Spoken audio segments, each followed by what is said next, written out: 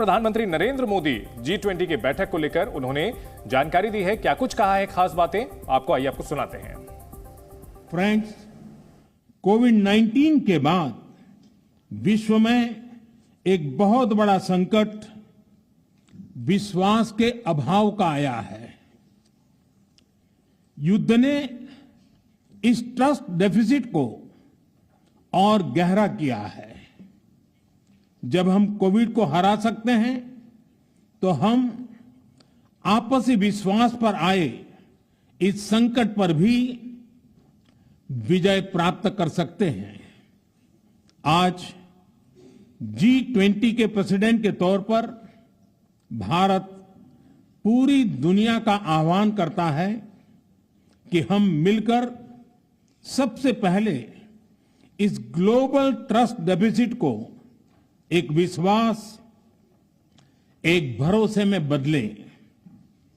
यह हम सभी के साथ मिलकर चलने का समय है और इसलिए सबका साथ, सबका विकास, सबका विश्वास, सबका प्रयास का मंत्र हम सभी के लिए एक पथ प्रदर्शक बन सकता है।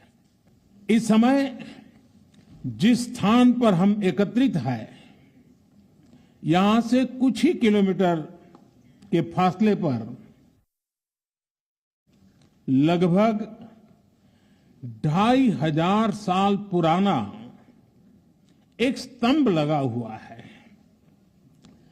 इस स्तंभ पर प्राकृत भाषा में लिखा है, हेवम लोकसा हित मुखेति अथ इयम नातिसु हेवम, अर्थात मानवता का कल्याण और सुख सदैव सुनिश्चित किया जाए।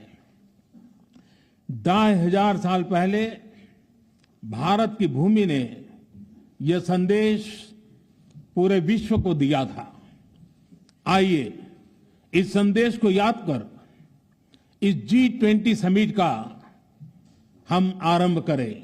आगे की कार्यवाही शुरू करने से पहले मैं अफ्रीकन यूनियन के अध्यक्ष को G20 के स्थायी सदस्य के रूप में अपना स्थान ग्रहण करने के लिए आमंत्रित करता हूं। और सुना आपने प्रधानमंत्री नरेंद्र मोदी यहां पर किस तरह से कह रहे थे कि कोविड से हमने किस तरह से यहां पर निजात पाई, उसके बाद जो यहां पर विश्वास की कमी देखी जा रही है उससे भी हम इससे मिलकर लड़ेंगे और एक साथ इस चुनौती का सामना करेंगे। हमारे साथ एक मेहमान जुड़ चुके हैं, उनका हम स्वागत कर लेते हैं। पूर्व राजनयिक है एसडी मुनि जी। एसडी मुनि जी, आपका बहुत बहुत स्वागत है। अभी हम प्रधानमंत्री नरेंद्र मोदी को सुन रहे थे और जिस तरह से जो अध्यक्षता यहां पर भारत कर रहा है G20 की, दुनिया की नजर इस पर बनी हुई है, लेकिन एक आम आदमी के नजरिए से अगर देखें तो एक आम आदमी अगर समझना चाहेगा कि उससे किस तरह से फायदा होगा G20 का।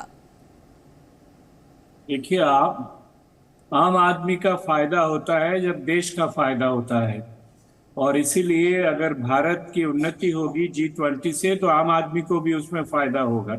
वैसे भी आम आदमी देख रहा है शहर सुधर रहे हैं, और जो G20 की मीटिंग्स हुई है करीब 60 सिटीज में हुई है हिंदुस्तान के, और वहाँ पर तरह तरह के प्रोग्राम्स से लगी हुई सुविधाएं बनी है वहां पर। तो इस तरह से उसका इमीडिएटली फायदा हुआ है, लेकिन बड़ा फायदा तो जो इसके फैसले होंगे उसी की वजह से होगा। जी मुनि साहब, अगर बात की जाए भारत के 3 दिनों में 15 द्विपक्षीय बैठक होने जा रही है, अगर बात की जाए भारत के कद के लिहाज से वैश्विक मंच पर जो है भारत का उभार जिस तरह से हो रहा है, इन बैठकों की क्या अहमियत रह जाती है? देखिए, 2-3 बातें हैं। एक तो ये कि जब इतना बड़ा समुदाय इकट्ठा होता है तो औपचारिकता भी ये कहती है कि हर बड़े नेता के साथ में बातचीत होनी चाहिए, हर देश के नेता के बारे में बातचीत होनी चाहिए। तो कुछ बातें तो औपचारिक होंगी, कुछ बातें ऐसी होंगी जहां हमारे विशेष हित हैं, उनको आगे बढ़ाने की कोशिश होगी।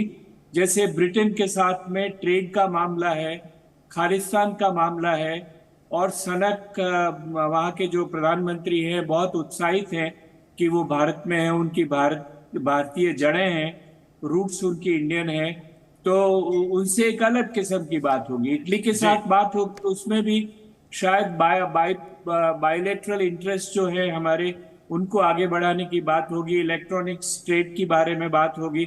जी अमेरिका के बारे में बात हुई तो वो बायलैटरल ट्रेड्स के बारे में बात हुई। मॉरिशस के बारे से बात हुई तो वो औपचारिक बात हुई। तो ठीक इस है। तरह से ये देखा जाएगा कि कहाँ कहाँ हमारे हित है और कैसी बात होनी चाहिए। जी बिल्कुल, आप हमारे साथ बने रहें, आपसे और भी हम बातें करेंगे।